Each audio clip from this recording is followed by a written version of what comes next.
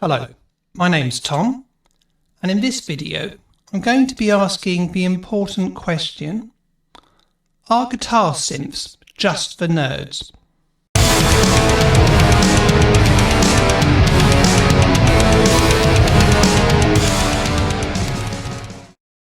And the answer is, of course, yes. So don't forget to click like and subscribe. But while you're here, I might as well give you some examples of some guitar synth sounds and give you a bit of history of their evolution. So the first guitar synth I ever came across was one of these interestingly shaped Roland G707s. So a few people did start buying these in the mid-80s. They were pretty expensive at the time. They were a couple of £1,000, which was a lot of money at the time. And they basically sounded like a very cheap Casio keyboard. So understandably, they never entirely caught on. But they were still considerably better value than their predecessor, which was the Synthax. So this came out in 1984. And when these came out, they were £10,000 in the UK. So that would be, at the time, it would have been something like $18,000. And they also sounded like a cheap child's keyboard. Not surprisingly, hardly anybody actually bought these. So if you look on YouTube, you can see some examples of people like Alan Holdsworth using them. I'm guessing they didn't actually pay for them themselves. And you'll see what I mean. But guitar synth type things were actually around quite a bit before that. So this one, it's a Vox Guitar Organ, actually came out in 1964. So this didn't produce MIDI like the other ones, which you could then use to control electronic instruments. It more worked by, when you press down the string, it made contact with the fretboard, which created a note. So you wouldn't actually be playing with your right hand, you would just be playing on your left hand, and your right hand you could mess about making different drones or different organ sounds or changing the filters or whatever. But these are quite sought after collector's items, but they would also have been very expensive, weren't very reliable, and were quite difficult to use. They never really caught on. What did catch on a bit later, well, to a limited degree with a small number of enthusiasts, were some of the Roland products which used a hex pickup which you would attach to a normal guitar. So these would have a sensor for each string on a guitar, which they would then convert into a MIDI note, and then you would then have like a floor controller which could create keyboard sounds. So these didn't sound brilliant, but they were better than the previous ones and quite a bit cheaper. Still weren't cheap. And yeah, again, you can have a look on YouTube if you want some examples of these. There's a few other ones as well. None of them are great. So what did become a bit more popular or a bit more mainstream afterwards is synth guitar pedals. So what is actually a synth pedal can vary quite a bit, really, and some aren't really synths. So some are just filters that are modulated with some pitch shifting. So for example, you could create an organ type sound. With an organ, you have like multiple octaves, so you could do some filters to create multiple octaves and get something a bit like an organ.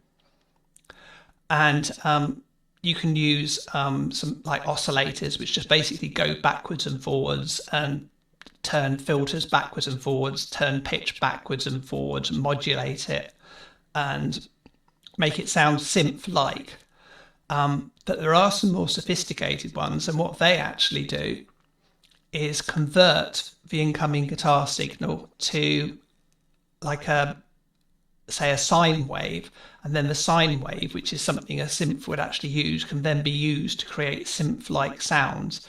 And then you can also mix in the actual sound of the guitar itself with those synth-type sounds. So you can get some interesting sounds like that. So that's what I can do on my Axe effects. So I'll give you an example of those in a bit. But what I'll do to start with is I'm going to show you how I've used it in Guitar Rig. So in Guitar Rig, if you have a look, you've got various, you've got a lot of stuff going on here. You've got an octave, you've got tremolo, you've got delays. But the main thing to look for is you've got LFOs, so they're low frequency oscillators. So they're basically just being used to moving backwards and forwards. So here you're moving the mix backwards and forwards. So you can see that's attached to there, moving it backwards and forwards. Got another one here, so it's attached to the tremolo. This is moving the tremolo about. And then you've got another sequencer, and the sequencer, if we look down, yeah, so this is attached to filters here. So this is using a certain pattern you set up the sequencer to automate changing the filter. So just to give you an idea of how this can sound, I'll just play you a bit of an example. So, okay, have a listen to this.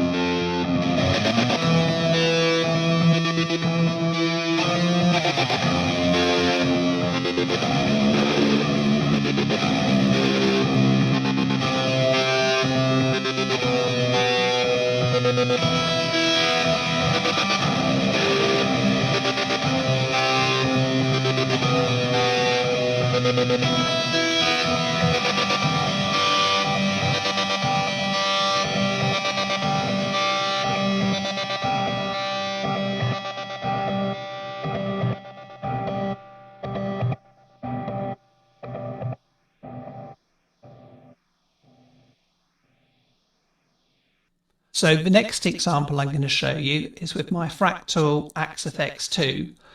So this works in the other way of effects pedals that I described, in that it converts your audio signal into a sine wave, which can then be used to make synth sounds. So I'm just going to show you one example from a previous video I did, in which I showed 5 different Axe FX2 synth guitar sounds with a little example for each. So I'll put a link down that. I'll put a link in the description for that down below if you want to see some more examples.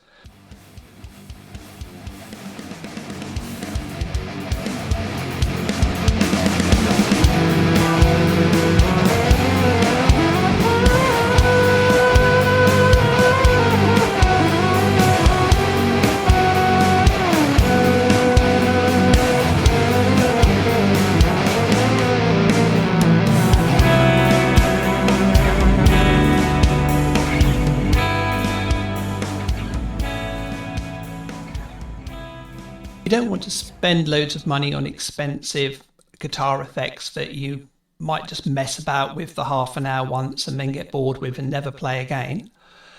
But you still fancy having a go, then there's a couple of things you can do which won't cost you any money. So one thing you can do is you can use, if you have Reaper or other similar DAWs, is you can use the tuner in it. And then you can pick up the notes from the tuner.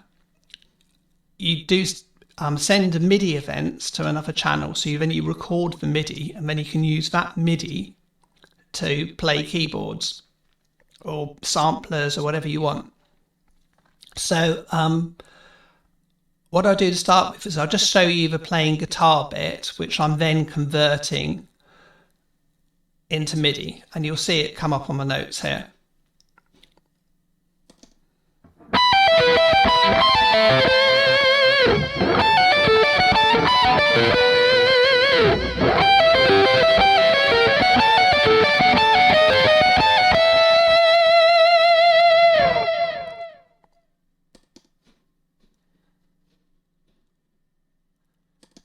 Okay, so you can see all that coming across. You can only do it one note at a time, monophonic.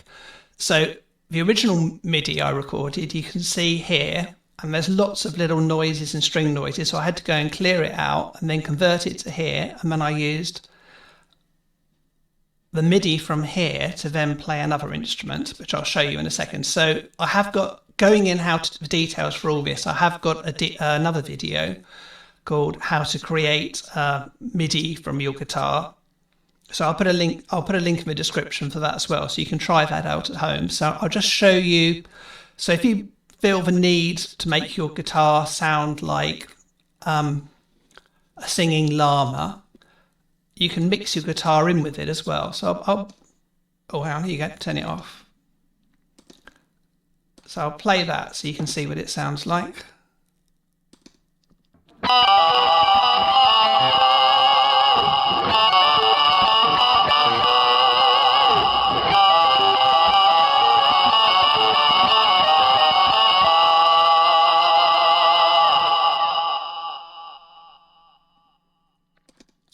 So there you go, that should come in useful.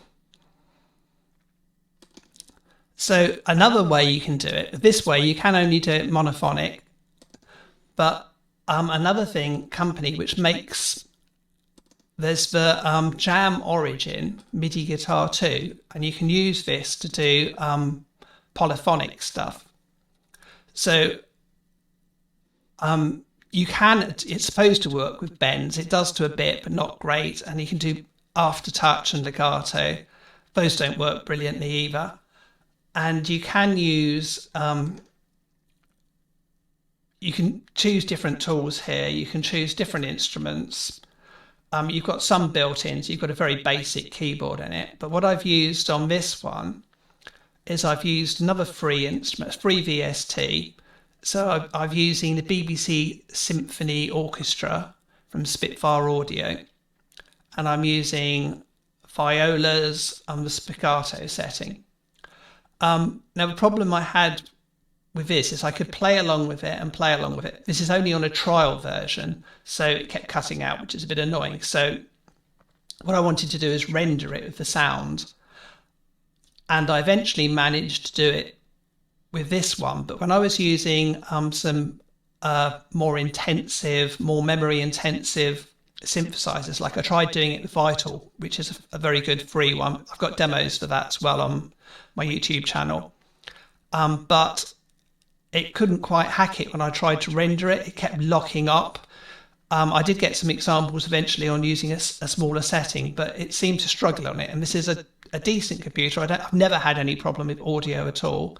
But when I was converting it backwards and forwards several times and going through all that processing, it seemed to struggle with it. But if you're doing this and you're converting it with MIDI, the only thing is you've got to choose. These are actually samples. So this isn't a synthesizer as such. This is firing off samples. So I'm using just all spiccato, whereas really the first note should be somewhere between spiccato and long, which you can't adjust, but it's not perfect. But I'll give you an idea of how that sounds as well. So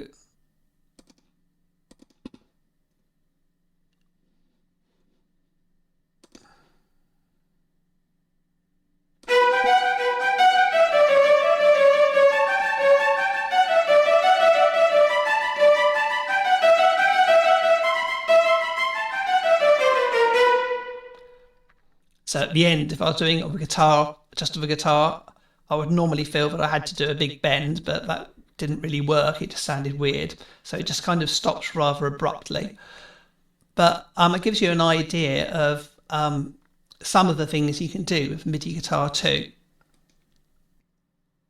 So to give you an example of what you can or can't do so well using the Jam Origin MIDI Guitar 2, I wanted to use Vital because Vital's got a lot of great sounds in it and it's free.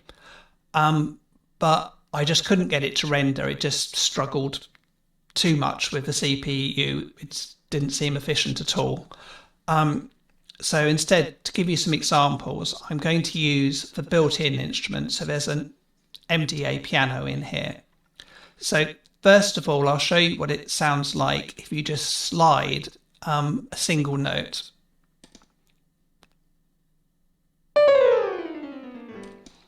So yeah, so it's not like if you're sliding on a violin or trying to replicate it, you're going to just hear all the individual notes. You're not going to hear the in-between notes.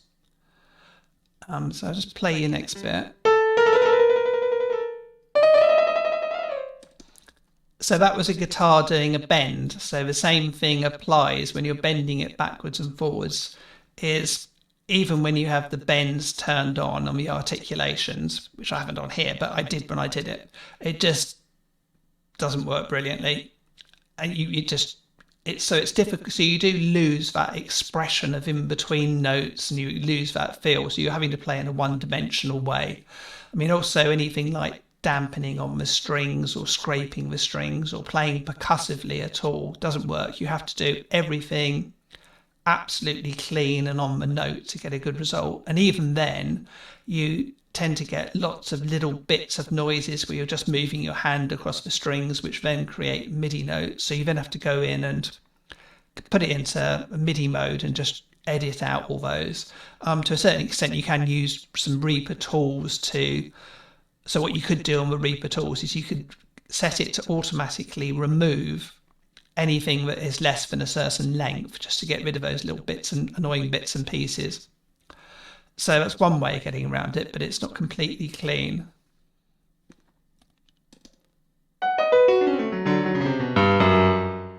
So that was just an example of just doing an arpeggio going down quite fast. So that actually works surprisingly well, as long as you keep the notes clean. So yeah, any imperfections sound terrible, but if you play each single note cleanly, it works fine even when it's going fast. So what I'm going to do now is I'm just going to play some chords. So the big advantage of using this over using just a tuner and converting it yourself is that it's polyphonic, so it means you can play full chords.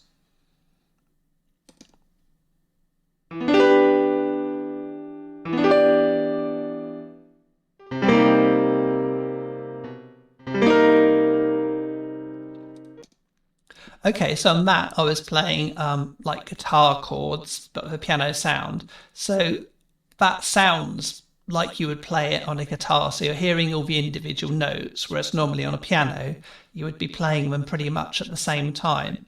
And also between the third and fourth ones, you probably noticed it created like a sort of rubbishy sounding note, but that's just me changing positions on the guitar, which you can never do absolutely perfectly. I mean, you could do the sort of whole Def Leppard Mutt Lang approach and record each chord individually, so you don't never get any string noise moving between them. So I suppose that's one way you could get around it.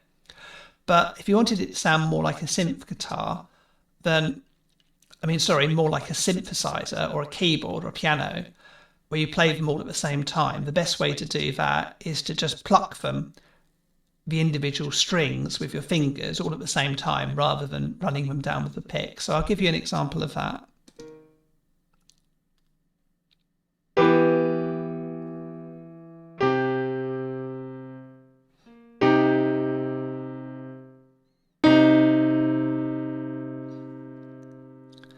So that sounds a bit more like a real piano. Again, from when I actually changed positions, you heard a bit of noise. But if you wanted to get rid of that, you would just, you can change it on here by default.